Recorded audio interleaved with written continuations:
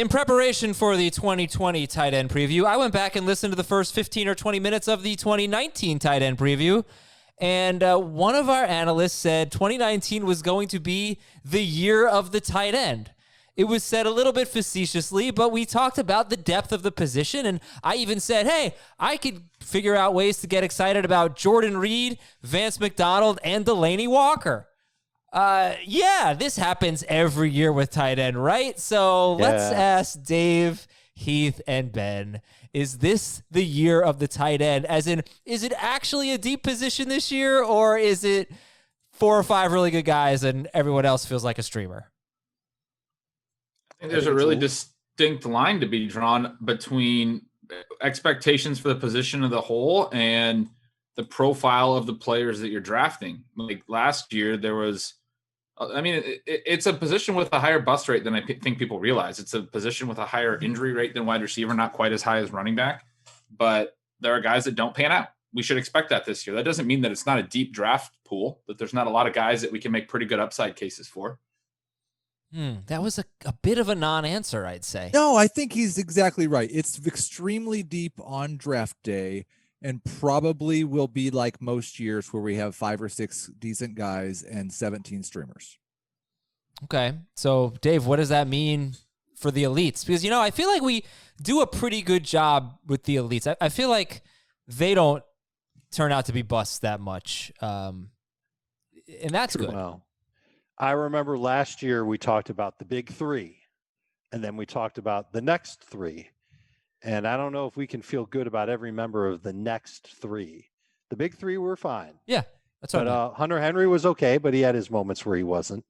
And Evan Engram and O.J. Howard, I believe, were the other 2 in that next 3. And that did not work out so well. And I think we should be conditioned by now to say there will never be a year of the tight end where they start to, like, 10 of them are as good as the top 24 wide receivers or something like that. But I think there is depth there this year. At the very least, you will be able to come away from your draft with someone you're comfortable starting in week 1. And you can get that person in the double-digit rounds easily.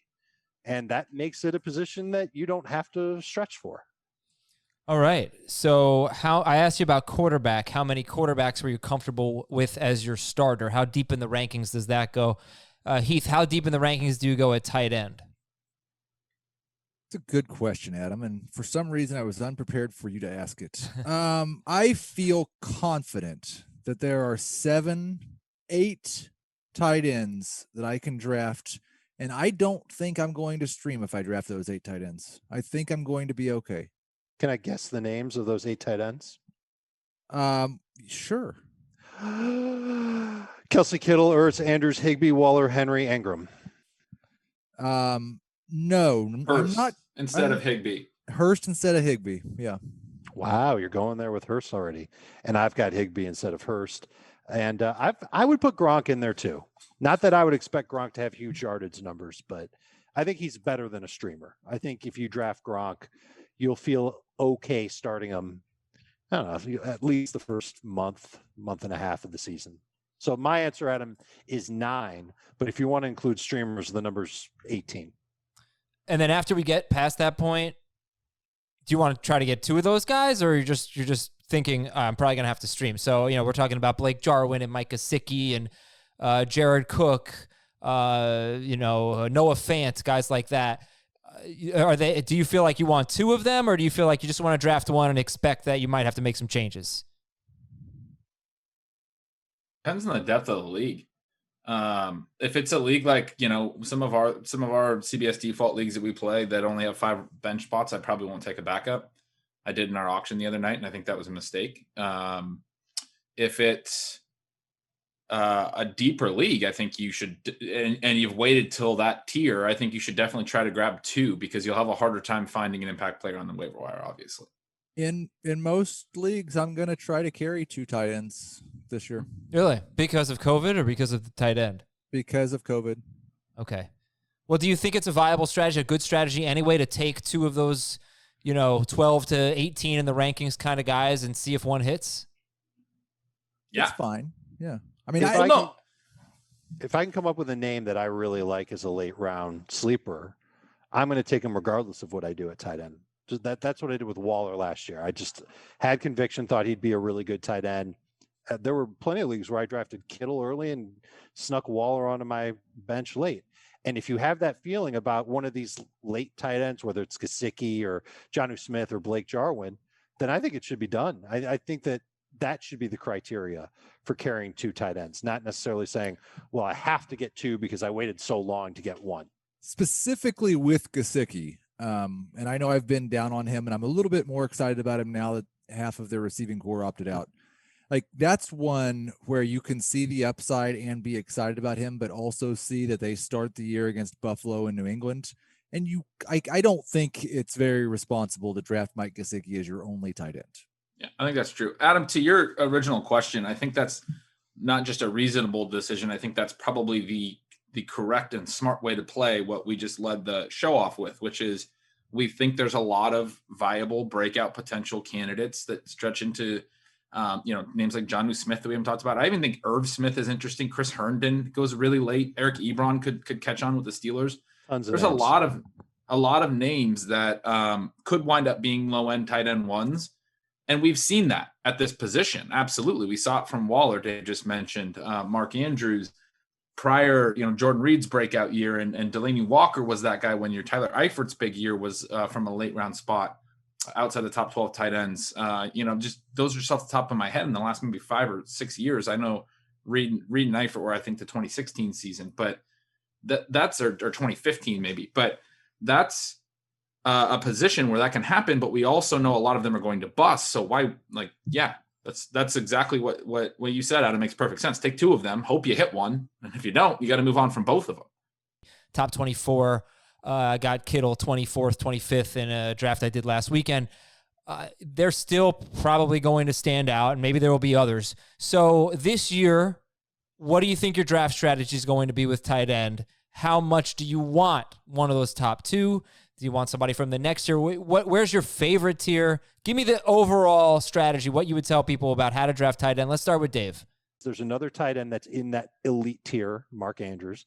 And there are so many tight ends in the second tier after. It's not the next three. Now it's like the next 4, the next 5, or maybe the next 6, depending on how you look at those guys. So I feel like when I see Travis Kelce go in round 1, I think that's a reach. And I see George Kittle go before 20th overall, I think that's a reach too. I see Ertz or Andrews in round 3. I don't feel good about that. I'm looking for value at tight end this year. I'd rather spend those early picks on running backs. I'd rather pay fair price for running backs than overpay or pay what ADP says is a fair price for a tight end. Ben and Heath, when do you guys think you'd be able to pull the trigger on Kelce or Kittle? Yeah, I don't really and Dave and I agree on a lot of things. I don't agree on what he said about Kelce and Kittle. I don't think it's an evil to take Travis Kelce at the 1-2 turn. If you've done that over the past 3 or 4 years, it's worked out well for you. And I don't think anyone's joined the tier of Kelce and Kittle. Mark Andrews was like 50 points behind Travis Kelce last year with a 12% touchdown rate that he has no chance of repeating. I really would like to just have Travis Kelce or George Kittle, especially if I can get Kelce in the second round or Kittle in the middle of the second.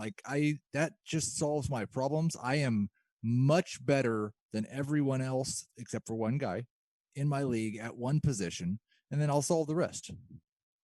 I think that's easier to do in 10-team leagues, Heath, because depth at wide receiver just drips even further down. And same thing for running backs. Like if it's a 10-team PPR and you want to try and just differentiate your lineup and you're going to go and get one of those top tight ends, I hear you. I think that's probably a decent idea there. So I guess my question would be, and maybe Ben can be the tiebreaker on this, but I'm of the opinion that what Travis Kelce and George Kittle have done the last 2 years in the landscape of the season, once the season's over, has been worth a top 15 pick minimum, probably a first round pick.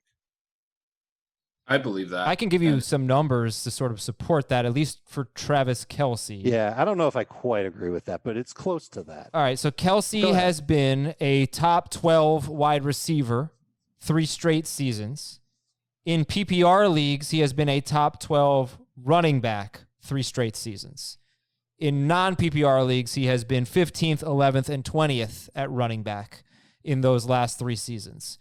So, so why take him when you could take a running back who could finish higher than that? Yeah, right. So you're taking him. The number 30 running back is going to score a lot more points than the number 12 tight end. Yep. Sure. Every year. I mean, it's interesting. So you're basically like, figure you're taking about tight end 10 or wide receiver 10 when you take Travis Kelce. Okay, so you're taking that over probably the 4th or 5th ranked wide receiver in ADP. Right. Or maybe that's if you're Heath, because Heath I know is taking Travis Kelce at the swing pick sort of like around the 1-2 turn. Not according to Fantasy Pros, he's going 18th overall. So that might be more like wide receiver 7-ish or so. That's a steal. That's what I'm talking about. So what's a if steal? You're in a draft with somebody who's Kelce? not like Heath, you're going to be able to find Kelce a little bit later on in round 2. And that's a home run getting him in the middle of round 2. Okay, so it's a matter of like 5 players for you, and that's Dave? Sure. Absolutely. Okay. You've got to feel like you're kind of stealing. I'm going to borrow the same mantra I've used for quarterback for years, which is if you reach for one, you're going to lose. So it's just that has not been true for 4 years now. Well, with Kelce specifically, maybe not. But last year he was just as good as wide receiver 8 in PPR. That was Allen Robinson. Where were we drafting Allen Robinson last year?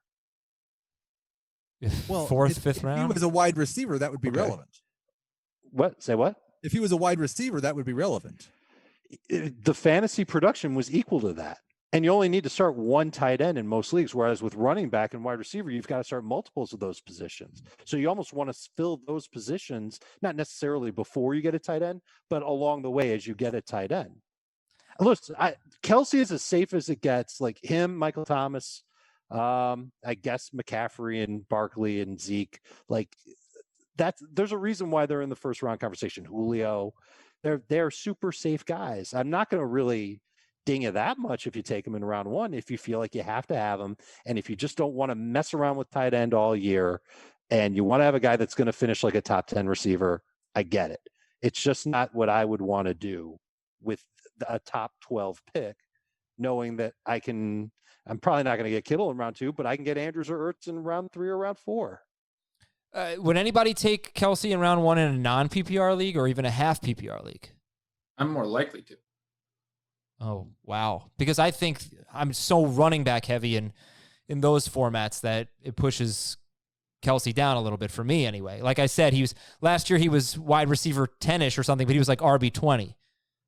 So that was my thought. You're more likely to, though, Ben. Yeah, I think that makes some sense. But my take on that is just that I think the elite tight ends, and this may not actually be true, but in at least in my mind, it is that they, the fact that they can rack up 1,000 yards and touchdowns. I feel like there's a lower floor for the streamable tight ends. There's less viable guys that I can find that can maybe catch me 5 for 50, which feels okay in PPR, but 50 yards without a touchdown feels not okay in non-PPR. So I don't know if that makes sense, but it makes sense to me. When I get into non, I'm looking more at the elite players at tight end. It's kind of similar to the point Heath made on the QB show, I think.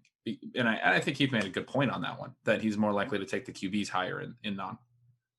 All right, I mean, I think Kelce and Kittle, though, like Kelce had 97 catches. Kittle was on pace for 97 catches if he had played 16 games.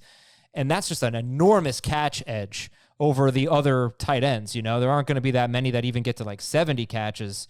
And what did I say? I sent this out earlier. Over the last 5 seasons, tight end 1 has outscored tight end 12 by about 85 points on average in PPR and like 65 points or something in non-PPR. It's been just such an enormous advantage from tight end 1 to tight end 12. And that's why these are appealing. And I think, look, 18th for Kelce and 20, what did I say? I'm sorry, for Kittle in the 20s, low 20s, 20th. I think we're all fine with those ADPs, so we can come back to that in a little bit. Well, can I just jump in? Sorry, yeah. Heath and Dave are having a good conversation. I wanted to let it go, but I kind of came into this with kind of this one point that I wanted to make that I've made a couple times, I think, over the last couple of weeks, but for anyone who hasn't listened to, every one of our shows, that I think that Kelce and Kittle get pushed down specifically because tight end feels so deep and there are a lot of interesting late round streamers, and drafters are less inclined to fill this onesie position early. Yep. But I think that their value is right where Heath was saying. That's where, and I don't mean to take sides, but this is a take that I've had for several months. I think he's right. I think Kelce and Kittle, frankly, both should be at the 1-2 turn based on their pure value. But I just don't think that you have to make that pick, which is kind of Dave's point as well, because there are a lot of interesting upside options. But that does mean, like Dave said, if you get them in the late second round, you are stealing relative to what their value should bring for your team. And we were having this discussion about should you take them early second, middle second, or late second. Nobody's making that decision. They have a pick at some point in the second round, and they have to make the decision of whether they take one of those guys or not. But it's really a matter of who's off the board when you finally say, okay, now it's time for the tight end, right? So if we look at average draft position, would everybody take the tight ends over Aaron Jones? Yes. Yeah. Heath, yes, right? Oh, yeah. Okay. Would everybody take them over Jackson and Mahomes? Oh, yeah. Yes. Chris Godwin? No. I think I have Godwin in. I have a group of about 5 or 6 players in between them. But I would take Kelce over Godwin, yes. I would take both tight ends over Godwin. How about Miles? I would take Godwin over both. Miles Sanders. Oh, come on, Miles Sanders. I would take Kelce over Miles Sanders. Ooh. Sanders over Kittle. I thought we were all just so excited about Sanders as a first round pick. I got to take Sanders. What about Kenyon Drake and Austin Eckler? That's where I probably lean the tight ends. Not me. I'm taking the running backs. Supply and demand. I would take Kelce over Drake. I have Eckler ahead of all those guys. And this is a perfect example, Adam. And this is really, I think one of the things that every single fantasy manager has to do before they go into their draft is figure out where that breaking point is for them among they're not necessarily elite tier running backs, but how they feel about Sanders, Edwards-Helaire, Mixon, Chubb, Josh Jacobs, Drake, Eckler.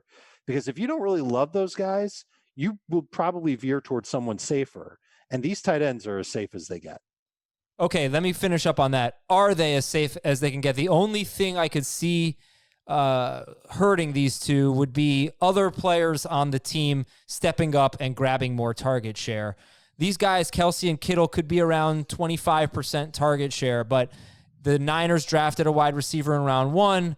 Maybe McCole Hardman and Sammy Watkins have better years than they had last year. Clyde Edwards-Helaire, maybe he cuts in a little bit. We did have Tyreek Hill get hurt. The targets weren't really all that different with or without Tyreek Hill last year, so I don't think that's a big difference. But I just to finish off, do you see – we can make a downside case for everybody. We did it last week. Everybody is a bust, or this week. But do you see realistic downside, or do you feel like Kittle and Kelce are very, very safe? Other than injury. And Ben's right about tight ends getting hurt more than receivers. They could get hurt. But I think we need, we don't talk about very often with true number 1 wide receivers, these secondary guys might do something, except for Michael Thomas because he had 400 targets last year.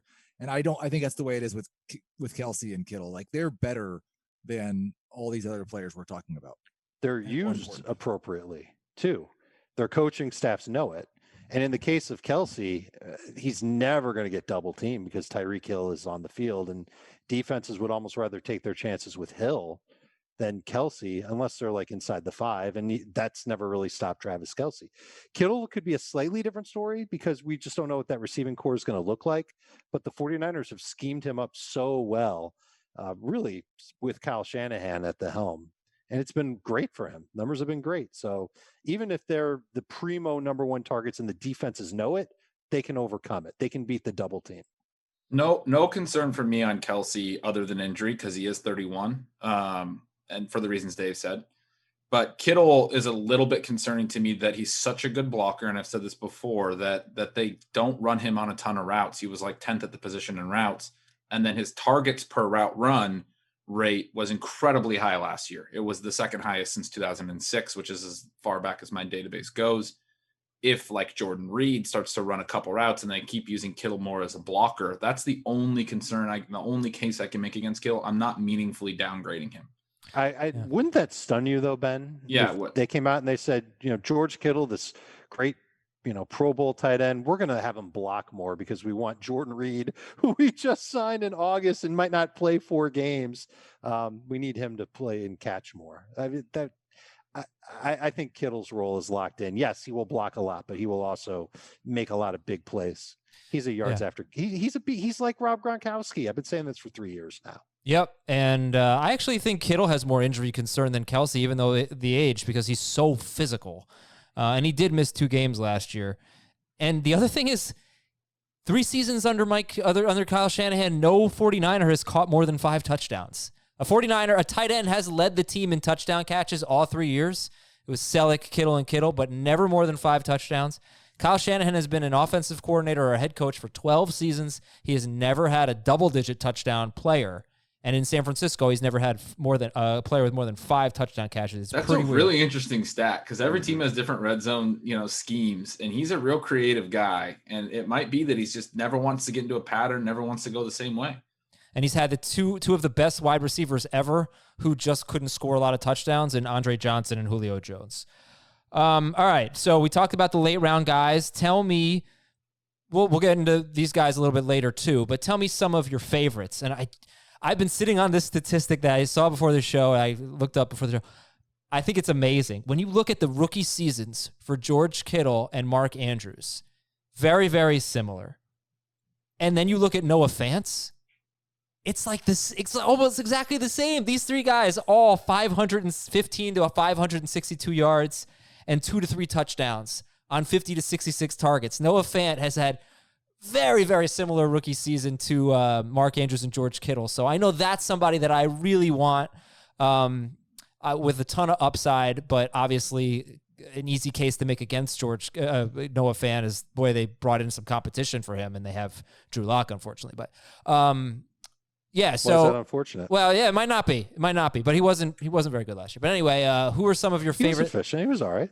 Sure, he was all right, but he's going to have to be good because they also didn't address the backup spot. They brought in Jeff Driscoll, so that's my biggest concern. Yeah, and they're banking on Lock. They're banking on Lock being good, and if he's not, well, either way, I still think Noah Fant is worth a late round flyer, at least for me. How about you guys? Who are your favorites?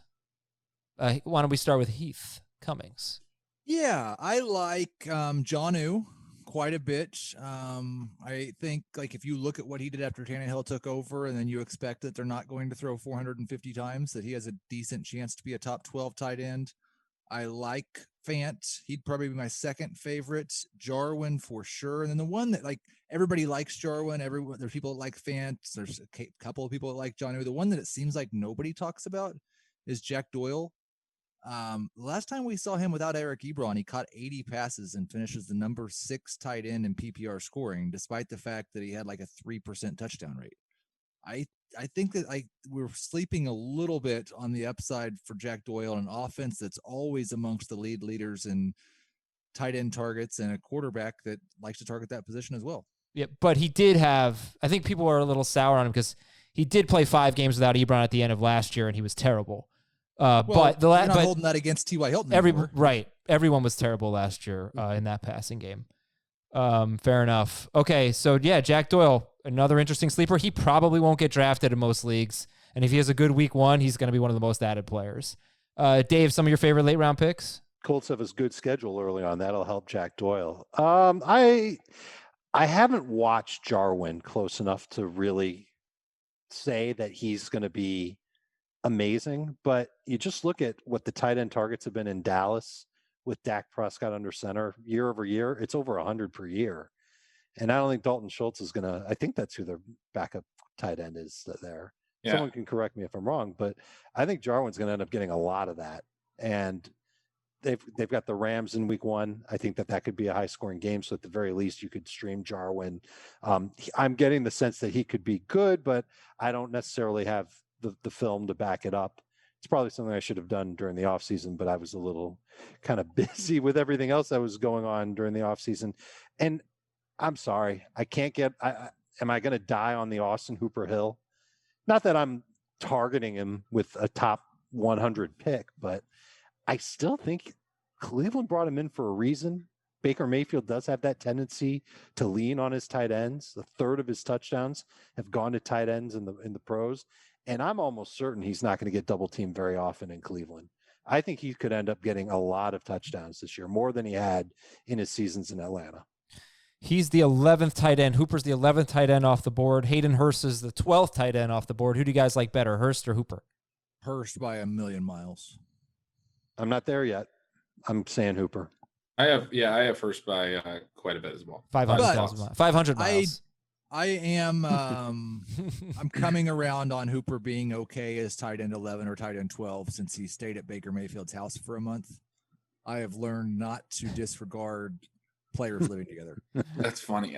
So Hooper, I wrote up in my little range of outcomes pieces that I've been doing on the site. And I gave him a pretty narrow range. I think he's definitely going to be used and definitely going to be fine. I just don't see the upside in the sense that we know they're going to go to two tight end formations a lot under Stefanski.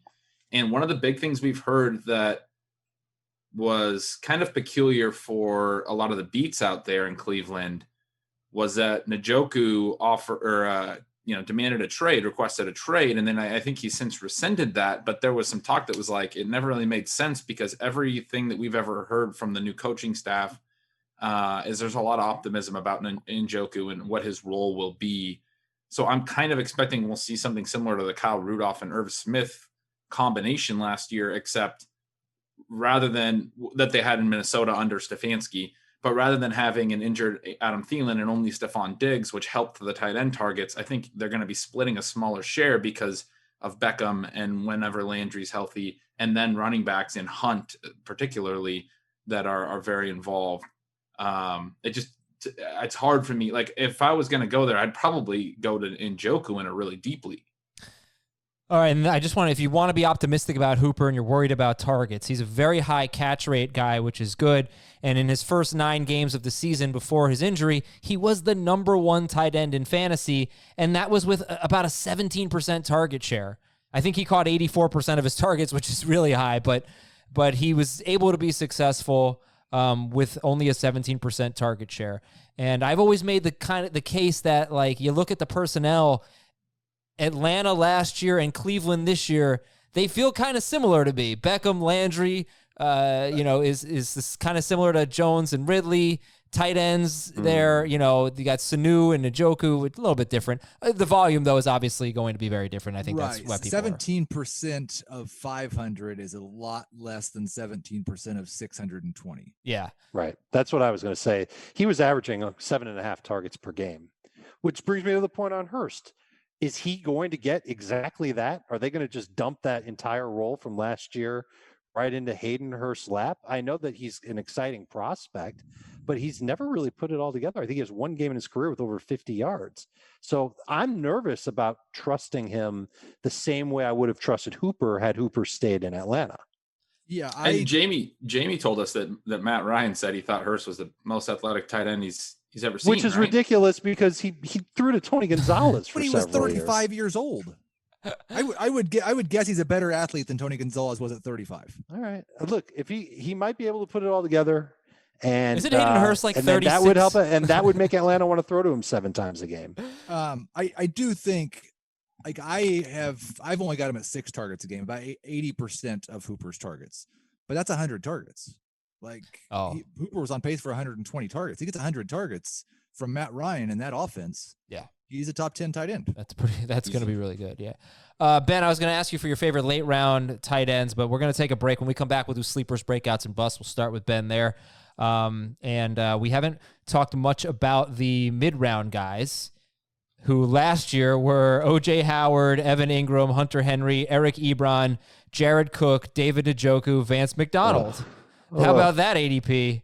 The year before that, you want the ADP from 2018, Gronk, Kelce, Ertz, then Jimmy Graham, Evan Engram, Greg Olsen, Delaney Walker, Kyle Rudolph, Jordan Reed, Trey Burton. A lot of misses. You're probably better off waiting. George Kittle was a late round pick that year. Maybe you're better off taking the first 3. Yeah, Yes. Yes. Absolutely. Although, actually, I think Gronkowski wasn't so good that year. He was number 1, and he finished as the 11th best tight end in 2018. So he was a bust, actually. Yeah, that was Kittle's breakout year. Yeah, Kelce and Ertz were great. Kittle was great that year as well. All right, we'll come right back with sleepers, breakouts, and busts. We'll do some ADP review right after this quick break on Fantasy Football Today. Sleepers, breakouts, busts at the tight end position. Ben, who's your favorite sleeper? Mike Gesicki. It's actually not anymore. Oh, really? Wow. Breakout? Yeah, it's funny. Heath was saying that he's gotten a little more optimistic because we argued about Gesicki all offseason, and I've got a little more pessimistic. So we're coming towards each other. I think at this point, I would prefer TJ Hockenson. And I kind of crystallized that a couple of weeks ago when I was doing some of this yards per route run research, and I've referenced that targets per route run number a couple times. Gesicki was on the lower end. Hockenson was pretty strong in that metric, and that metric was pretty predictive of the future. And yards per route run in particular is very good at predicting young tight ends. And so Heath has been saying all offseason, what about Gesicki's efficiency? Well, there is the possibility, that list of names you just gave before the break, Trey Burton and those guys. There's a possibility that Gesicki is that guy in 2 years. We're looking back like, remember when we thought Mike Gesicki was great, because he has not been good yet. There's still a good case for him, and he'll be my second favorite sleeper. He's a really good athlete. He got a ton of volume last year. Now that Albert Wilson's opted out, I got to assume he's still going to have that slot role, especially if Fitzpatrick starts to begin the season, which I expect that he will. He was targeting Gesicki downfield a lot last year. It's kind of a small sample that Gesicki wasn't real efficient down the field.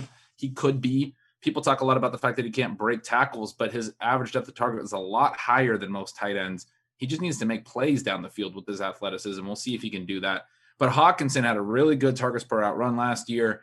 Wasn't particularly efficient, but drew volume, has that pedigree as a top 10 pick going into year 2. There's some concern about his rehab from the leg injury that ended his season last year.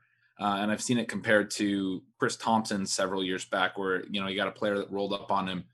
I'm going to be keeping a close eye on reports about his health. But that's the guy that I think, really could break out. As we record this on August 6th, TJ Hockenson still on the COVID-19 list, I believe. He has not been taken off, but yes. Hopefully that will be soon. And big news for TJ Hockenson, week 3, baby, at Arizona, where he had 6 catches, 131 yards, and a touchdown. All right, Heath, who's your favorite sleeper tight end? I will say Jonnu Smith, and I will defend that pick with some Azer stats. Yeah. Adam Azer. Jonnu Smith, in his final 10 games with Ryan Tannehill, was on a 46, 5, 47, and 5 pace. That's not particularly good, but I have the Titans projected for about 20% more pass attempts than they had in 2019, and 20% above that would be about 650 yards and 6 touchdowns, which is generally a top 12 tight end. And remember, we talked about this a few weeks ago. When he struggled in those games, and by the way, what you're talking about is with Tannehill, it's also without Delaney Walker. It coincided with Delaney Walker's injury. When he struggled, it was when Ryan Tannehill was throwing about 20 passes. And that's when Jonnu Smith was invisible. But when Tannehill had an even respectable amount of pass attempts, Smith was mostly good. Is he going to be second on the team in targets? How could he not be? Right? I mean, Corey Davis got more targets than him last year, and I expect Corey Davis will probably get a few more than him this year. What was that number for Corey Davis last year? 90? Smith only had 44 targets last year. Yeah. Well, remember, he spent a good chunk of the year as the number 2 tight end. I mean, they threw the ball like 17 times a game. Right. Corey Davis only had 69 targets last year. Nice. So I think that Jonnu could probably beat that, but I think he would struggle to get it to 90 targets. Dave, who's your favorite sleeper? I'll say Noah Fant. I think in his second season, the things that you mentioned, those stats are interesting. I don't think that necessarily means that he's just going to follow that exact same trajectory, but I do see him as a good yards after the catch type of tight end. That's a trait that both Kittle and Mark Andrews have. And something like 300 of his 500 yards came after the catch last year. 2 of the huge plays, one against Houston, one against Cleveland. maybe you could say that mistakes were made by the defense and Fant just took advantage, but he's also a big, fast dude who probably needed the first year to get acclimated to the NFL game. And I think he could end up taking a nice step in his second year. One note, he was 1 for 8 in deep ball targets last year, but 5 of the 8 targets were uncatchable. So he's 1 out of 3 on the deep ball, which for a first-year tight end, I think that's pretty good. And I think he's got room to develop. And yeah, there's a lot of new faces in that offense. And Jerry Jeudy might not be your typical rookie wide receiver. He might be able to adapt faster than KJ Hamler, for example. But I think Noah Fant can still be pretty good. And I like his schedule. 4 of his first 6 games, very good matchups for him, including week 1 against Tennessee. All right, let's go to breakouts here. We'll go Dave, Heath, Ben. Dave, who's your favorite breakout? Higbee. was that? That was good. And this is an area, maybe a little 38 minutes into the show, and we've kind of completely, my fault, neglected this area of tight end, the Andrews through Gronk range, I guess. So, all right, Dave likes Andrews Tyler Higbee. Shouldn't be, no, don't confuse Andrews in the same tier as Higbee. No, they're not in the same tier. Sorry. I just mean we haven't really talked about them. But all right, go ahead with Tyler Higbee. All right, a little bit of an Azer step in his final 5 games. Higbee averaged 11 targets per game, led all tight ends in fantasy points. He had 12.4 fantasy points per game in non-PPR, 21 PPR fantasy points per game in the last 5. He ranked 3rd in yards per route run at 2.6. You could look at that positively. Wow, he's an exciting young athletic player. Or boo, he didn't run as many routes. Kind of the same thing as Kittle, and that's the case for Higbee, is that he doesn't run a ton of routes. He does block right around 15 to 20% of the time. And that includes in those games where he did break out. I don't think he's getting the kind of target share in LA coming back from what happened at the end of last season. But the Rams offense was pretty good in those final 5 games. And you saw Cooper Kupp and Robert Woods. They didn't get huge numbers, but they had some decent numbers. Gurley had good numbers those final 5 games. Here's the guy that had good numbers in those final 5 games. And this is what the Rams care about. Jared Goff. His fantasy point totals were fine. He was playing a little bit more comfortably. They weren't playing against the top defenses in the league either.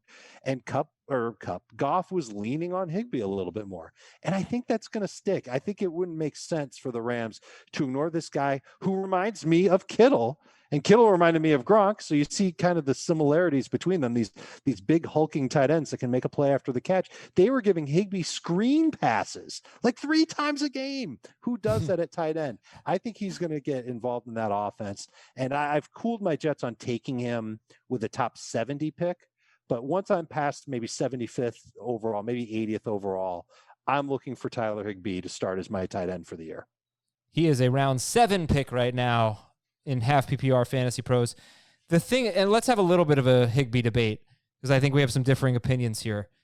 If you look at those 5 games, he faced Arizona twice, best matchup in fantasy. He faced Seattle. They were the 2nd best matchup. He faced Dallas. They were a top 10 matchup. He faced the Niners, who really weren't that good against good tight ends. So the matchups were good. Jared Goff was on pace for 5,258 yards and 691 pass attempts.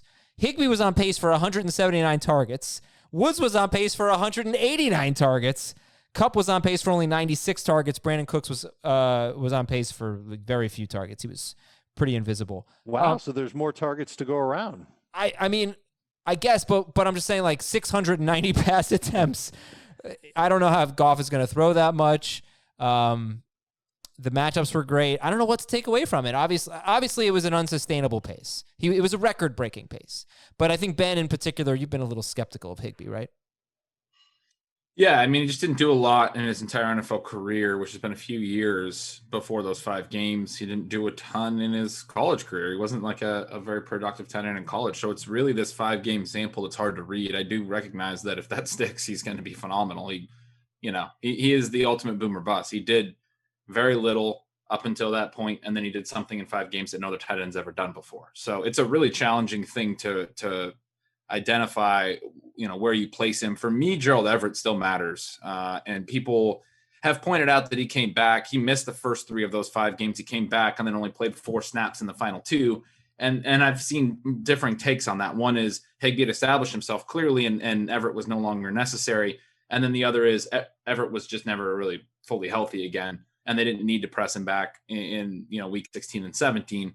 Everett was a guy that typically outperformed Higbee for a couple of years prior to those 5 games. When Everett was injured, he's going to be healthy. He also had solid yards per outrun, targets per outrun numbers, although Higbee's were phenomenal. So I'm a little bit concerned that with Everett back, there's this two-man game going there in a way that, I talked about with the Browns is concerning for me for the top tight end usually. All right, Heath, who's your favorite breakout this year? It's Hayden Hurst. And I can say other things that I didn't say earlier about him. Dirk Cutter's offense, 121 is the minimum number of targets over the past 3 seasons dedicated to the tight end position. The Falcons obviously will be amongst the league leaders in pass attempts because Cutter's offenses always are. He hasn't had a team throw less than 605 passes over the last 3 years. And so that means Julio Jones can have 160 targets. Calvin Ridley can have 130 targets. Russell Gage could even have 90 targets, and there's still room for Hayden Hurst to get 100 targets in this offense. And when he gets those targets, I would expect he will be better on a per-target basis than Austin Hooper was. That's not only because he's been better so far. It's a really small sample size, but also Hurst was a first-round pick, unlike Hooper. And Matt Ryan has already said that Hurst is a better athlete than Hooper. So I think there's a good chance that Hayden Hurst has a better year this year than Austin Hooper has ever had in his career. Okay. And Ben, who's your favorite breakout? I'm taking Evan Engram. Still love everything he's been able to do to this point in his career. Obviously injury prone. We know that, but we talked a little bit about draft strategy early. I like to pay up for the top guys. If I don't, I'm trying to find someone that falls past ADP in the next group. And Ingram is someone in a lot of drafts that, or I'm waiting till a late round sleeper if I don't find that, but Ingram is one that I see in a lot of drafts tends to fall at least past where I have him ranked at tight end 5 and even past ADP because people are so concerned about that injury. But 3 straight years where he's seen strong targets per route run numbers. When he's on the field, he's going to be targeted. I know they have a lot of options, but he's somebody that has clearly shown that he's going to see plenty of targets for a tight end and has that athleticism, that 4.3 athleticism that not many tight ends have. So he, to me, is the guy who has this monster upside if he can just stay healthy. How would you guys rank Hunter Henry, Evan Engram, and Tyler Higbee? Unlike the other 2 gentlemen. That's how I would rank them. How would you rank them? In fact, I imagine that I will rank them the exact opposite of how Ben Gretsch will rank them. Okay, go ahead. Higbee 1 for you, Dave. Higbee, Henry, Engram. Yep. Exact opposite. Yep. Yeah, I go back and forth on Henry and Ingram. I mean, the Henry concern is obviously Tyrod Taylor and how many passes are they going to throw? Does he stay healthy? I mean, he's got almost the same injury, maybe even more of an injury risk than Ingram has. I don't like the way that the Giants have used Evan Engram. They throw it to him a lot, but they throw it to him like 4 yards. They use him like Jason Witten, and now they've got Jason Witten's old coach. And so I just don't know. I mean, if Ingram, he certainly had the athleticism when he came into the league. If he has that same athleticism and it shows up on the field, then he can do a lot of stuff after the catch and make up for that. But he did not show that last year. And I'm a little worried about what he does on a per target basis. Okay. But I still have him at the top of that group. He's enticing. Case for Ingram. He's been number 7-ish basically per game. That's what he was last year. I think that's what he was the year before, and he's shown a lot of glimpses. But every time he's done well, it's been with someone else important off the field. It's usually been without Beckham. He's been great. And then last year in his 8 games, none of the other 4 big players, Barkley, Shepard, Tate, Slayton, played more than 6 games. We don't know what his target share would be. The good thing, though, is that we do know what Caden Smith's target share was at the end of the year when everybody was healthy, and it was over 20%. It was about 20.4%. He got a ton of targets. So Daniel Jones showed that he would still throw to the tight end, even with everybody healthy. Let's do busts here, guys. Biggest bust. Ben. We've talked a little bit about Higbee and Hooper, who are guys that I'm down on. I'll take Jared Cook. I don't really understand why he even gets drafted. Boo! Boo this man. So I do get that, he scored a lot of touchdowns last year, and that's exciting. But I'm pulling up his numbers. He only had like 70 targets or whatever. And then they added Emmanuel Sanders. Not even 70. Not even 65. He had 9 touchdowns, a career high by 3. He had 10.8 yards per target, a career high by 1.4 yards per target. He's not going to be that efficient again, even though he will probably still be much more efficient than he's been throughout his career. He's been better late in his career, and he's playing with Breeze, but I don't expect he's going to be an 11 yards per target tight end. That's just wild. So the yards and the tight end and the touchdowns are going to have to come down. The targets would necessarily need to go up, except they can't, because no Saint, since Alvin Kamara has been drafted, has had more than 75 targets other than Alvin Kamara or Michael Thomas. And they added Emmanuel Sanders, who I also don't think should get drafted in fantasy, because those two dudes are both going to finish at like 55 to 60 or maybe 65 to 70 targets. Neither of those guys has a path to 100 targets in this offense. That is probably true. What keeps me coming back to Jared Cook is just that 6 touchdowns, 31 of the last 38 touchdowns, or 31 of the last 38 tight ends that have had 6 or more touchdowns have finished in the top 12. That's over the last 5 seasons. I just feel like have finished in the top 6. I'm not sure. I don't think he's going to finish in the top 6. And also, 31 of 30 to do that. 31 of 38 is a good stat, but that still leaves 7 of 38. Yeah, but all 7 touchdowns. All 7 that did not even get to 500 yards. So if you get to 500 yards and 6 touchdowns, you're going to be a top 12 tight end, and I think he's going to do it. I think he could do that and be 12th, but it would not surprise me if he doesn't get to 500 yards this year. Yeah, but nine of the 11 Jared Cook seasons, he did not score 6 touchdowns. But right, I just think that he's the number. I think that he's a reliable target for Breeze. He was hurt at the beginning of the year. Then Breeze got hurt, so he had no targets with Teddy Bridgewater. And his pace in the last 8 games with Breeze was only 76 targets. But if he gets 76 targets, I do think he'll be, worth my last pick, basically. But that was his pace. Targets, though, and scores 6 touchdowns, he will be amongst the league leaders in touchdown rate. That's and he's fine. I think that could have evidence to suggest Jared Cook should be amongst the league leaders in touchdown. But Drew Brees the last 2 years has been incredible with touchdown rate. Yeah, I think the touchdowns are maybe reasonable, but you also are taking his optimistic target pace for a certain subset of the season, and then that was without Emmanuel Sanders, right? So if I really think, yeah, that's true, and without Kamara for a lot of it too. But it was also fine. Final thought for me is that I would love to do like a Noah Fant Jared Cook combo if I miss out on Kelce and Kittle, basically. But, if it falls that way and I'm late, I think that for me, that'd be a fine combo. But Jared Cook, he's probably a bust because he's going a little bit earlier in ADP than I thought he was. But all right, Heath, who's the bust? So you're getting him at a sweet price in our drafts, and that's why you'll take the chance on him. I'll give you one more reason to take Jared Cook. Tampa Bay, Las Vegas, Green Bay, Detroit. First 4 matchups of the year. Seems pretty favorable. I think so. Green Bay might be the hardest one of the 4. A lot of points, a lot of shootouts. All right, a lot of touchdowns. Heath, I just realized something. Bust? Dave saying that, I'm going to just go off the rails here for just a second because I don't go off the rails very often. I've realized why I'm so much fonder of Kelce and Kittle. I'm super duper skeptical of, except for at the very extremes, of defense versus tight end. I'm kind of skeptical of defense versus all positions except for at the extremes, but even more so, the only defense that I really accepted last year was bad against tight ends was Arizona. Mostly I just didn't want to stream against a good defense, but I find it painful. It's really easy to stream quarterback. It's very easy to say, I'll draft a couple quarterbacks, and if they're bad, I'll just stream. If I draft a couple of bad tight ends, I don't feel all that confident in streaming because I don't feel all that confident in how sticky defense versus tight end is. It's over a week-to-week basis, or especially going into a new year.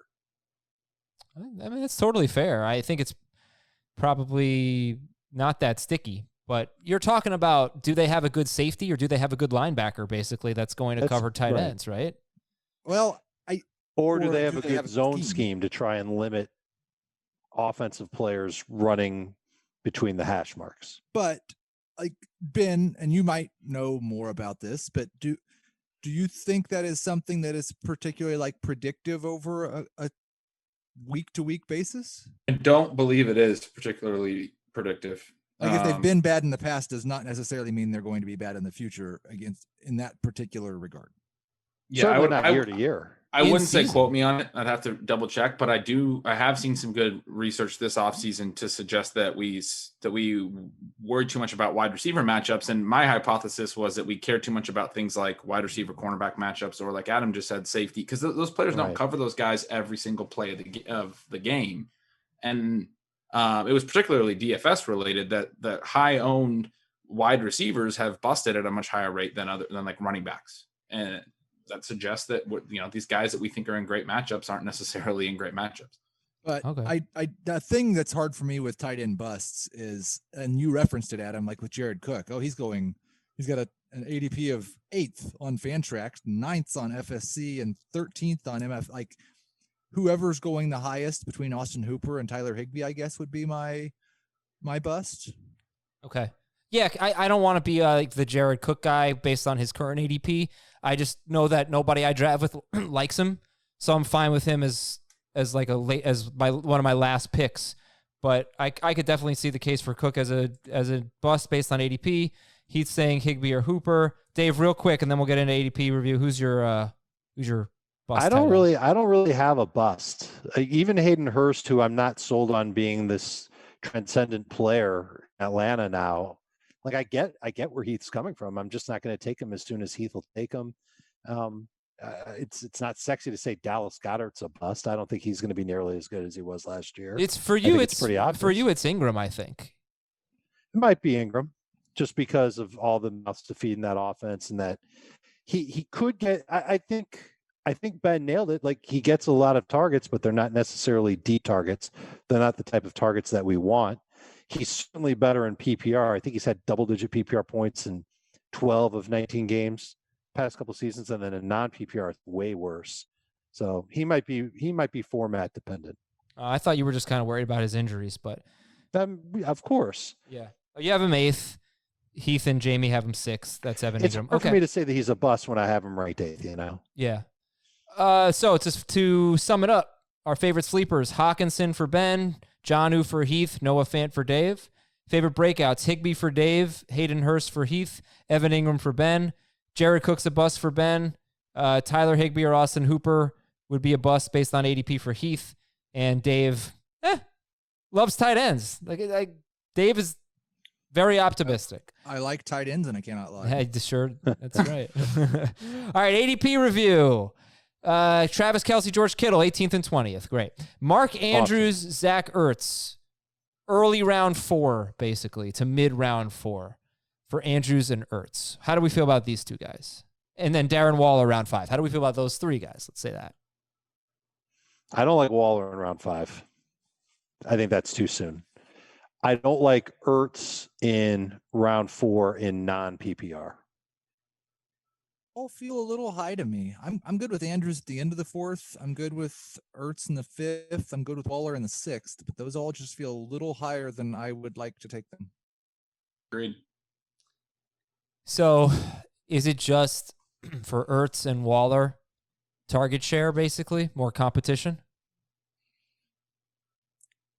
I think it's a much bigger issue for Waller than it is for Ertz, because something just tells me that Ertz and Wentz are in simpatico, and that those two are just they're gonna have Ertz is gonna have his targets, and I'd be surprised if he was way below. He had 88 catches last year. I'd be surprised if he was below 80 this year. I think he'll be just fine. I think he'll end up being a great value. I'm not worried about Ertz, and I still like him better than Andrews in full PPR. But Waller, I don't see those targets being there for him. I think those numbers go down. His touchdowns could go up. He could end up with 5 touchdowns, but he might only have 55 catches, something like that. Both those guys I did in the range of outcomes thing, and for both of them, I felt a little better after I did it, because I had to acknowledge that both have high floors. I think they're both easily the candidate to lead their team in targets. I'm worried Goddard will play more in single tight end formations now that he did so well last year when they were really heavy in 2 tight end formations, and give Ertz a little bit more of a break. But Ertz is still going to lead that team in targets, I think, pretty easily. And I think the same for Waller, who also has new competition. So they have high floors. They have lower ceilings, I think, relative to what they've done, especially Waller last year and Ertz over the last 2 years. But they're fine picks. Like if you get them after ADP, they're fine, stable tight ends. Darren Waller had 1,145 yards last year. If you haven't been listening this offseason, then you haven't heard me say this, but the last decade, the only tight ends with 1,000 yards are Jason Witten, Rob Gronkowski, Jimmy Graham, Greg Olsen, Travis Kelce, George Kittle, Zach Ertz, Darren Waller, and then Gary Barnidge and Delaney Walker. The only one, like Barnidge followed up his 1,000-yard season with a terrible year. Delaney Walker followed up his 1,000-yard season as the number 5 tight end in fantasy with 800 yards and 7 touchdowns. But neither of them had as many yards as Waller had. Neither of them were as young as Waller. And I just can't get over that raw number of 1,145 yards. You are talking about Hall of Famers in the last 10 years who have gotten there. Yeah, and I think it's important to recognize that, like, yes, part of it was because of volume, but he was also exceptionally good on a per-target basis as well. And his average depth of target wasn't actually that much less than Evan Engram, but he averaged almost as many yards after catch as he did before the catch. Like, he was just really, really good. So I know from the way we draft that as I look on Fantasy Pros and some of the players going after Ertz and Andrews, I know that we would take, and you could just jump in if I'm wrong here, Juju Smith-Schuster, Calvin Ridley, James Conner, ahead of them for sure. I would, yes. Yeah, yep. Todd Gurley, probably. Oh, I wouldn't take Conner, sorry. No, I wouldn't be taking these running backs. Okay. Personally. But Juju and Calvin Ridley for sure. Yeah. Then when you get to like the Cortland Sutton, Devin Singletary, Tyler Lockett, DK Metcalf group, that's when I feel like we start looking at Ertz and Andrews and Waller a little bit later than that. So let me just say Seattle wide receiver or Waller or Andrews or Ertz. Lockett. Andrews. Seattle wide receiver. Yeah, that's close. I think Lockett's undervalued too. Okay, next up, let's go to the next group of players. It's Hunter Henry, Tyler Higbee, Evan Engram. That's round 6 and 7. Hunter Henry, Tyler Higbee, Evan Engram. Quick thoughts there? Like I'm better in 7 than 6. I don't think that's shattering any news. You'd obviously rather get a player as late as possible. There's 3 of them. Whoever's last of those 3, if you can get them in round 7, that's good value. Yep. I feel exactly like what Dave said, sans Tyler Higbee. Okay, but do you feel like they have investing in mid-round picks, round 6 or 7 in Henry or Ingram or Higbee? Is that a lot better than waiting to get Noah Fant and Mike Gesicki and seeing who sticks?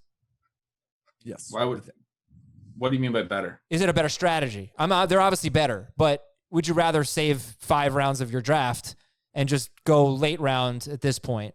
Or do you really have conviction about one of those guys, Higbee, Henry, or Ingram, and say, okay, look, I can wait and I could take a flyer on a couple guys, but I'd rather just spend a 6th or a 7th round pick on this particular player because I really like him? I would rather wait past the 6th or the 7th. I'd rather have the later option because in the 6th and the 7th is still where the wide receivers are strong for me. In the 8th, if I can get Ingram in the 8th, that's where it changes a little bit. And Henry/Ingram are available in the 8th quite regularly. I think the thing that makes it really hard for me is I don't have, and we talked about it with the ADP, I don't have a good grip within a draft where Hayden Hurst or Gronk are going to go. If you told me they're going to go 2 rounds after this group, then I'd much rather just wait 2 rounds. But I don't, like, there are times where Hayden Hurst might go before Hunter Henry or Evan Engram. And so in that case, then if one of those guys falls to the 8th, I feel pretty great about it. And I actually have NFC ADP up right now, and Hurst is 4 picks behind Ingram and ahead of Henry, and Higbee's ahead of all of them, but they're all within 16 picks, those 4. So Hurst, in some places, is in that tier, like Keith said. The next group after Henry, Higbee, and Ingram is Jared Cook, Rob Gronkowski, Austin Hooper, Hayden Hurst. That rounds out the top 12. Jared Cook, Gronkowski, Hooper, and Hurst. And Hurst in Fantasy Pros ADP is well behind. He's like a round and a half behind the other three, Cook, Gronk, and Hooper. And yeah, just to clarify, I would not take Cook round 8 ahead of these guys. But as far as Gronk, Hooper, and Hurst go, who's your favorite? Gronk. Hurst. And then it's the names we talked about. It's Fant, Gesicki, Hockenson, Jonnu, Goddard, Ebron, Doyle, Jarwin, Howard, Olsen, Rudolph, Witten, Ian Thomas, Chris Herndon.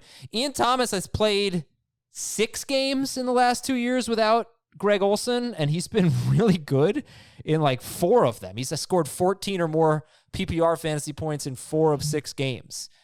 So that's something.